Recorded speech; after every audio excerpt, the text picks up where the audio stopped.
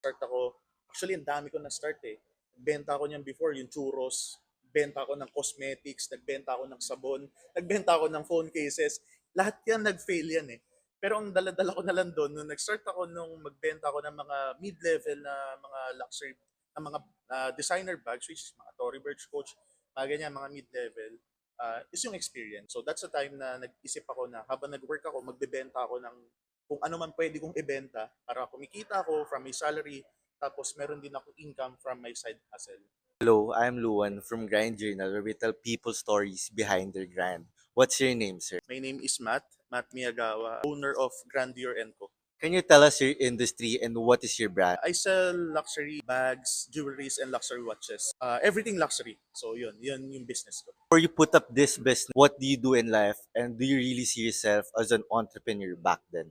Well, before doing business, I started my career into sales. Ahente ako eh. Lahat ng everything about sales, yan ang ginagawa ko before. Nasa corporate din ako. Tapos, ang pinakauna ko talaga is yung insurance, life insurance. So, I work in Red Bank. Hindi ko na i-mention yung bank, pero nasa bank ako before, sales executive. And then, after 3 years, yun, nag-start na ako mag-business. So, what was your turning point from a corporate to starting a business? What is your biggest inspiration of starting out a business? Well, paano ba? Kasi before, nung nasa corporate ako, tapos nagkaroon ng pandemic, ayan, abutan ko yan kasi sa ganyan ng pandemic eh. During that time, walang pumapasok na income. So, naisip ko noon, actually, ano ako noon eh, 22 years old ako noong time na yon. Naisip ko, paano na lang pag nag-retire ako. Tapos wala na akong stable na income kasi wala akong passive income eh. Kasi noong time na yun, nag-focus ako masyado sa savings. Pero wala namang masama doon. Pero minsan kasi may disadvantage din na lahat ng pera mo nilalagay mo sa savings kasi anytime nagagalaw mo siya.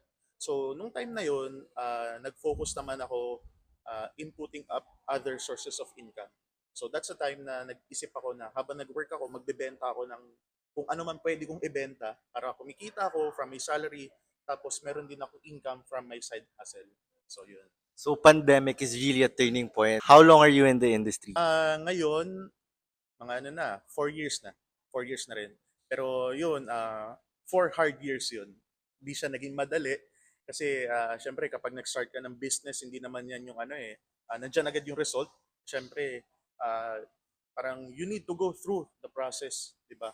You need to go through everything para dun sa, syempre, ma-attain mo kung ano man yung business goals na kailangan magkaroon ka. So, what is the biggest problem that you encountered as an entrepreneur and how did you overcome it? Gaganda ng mga questions mo,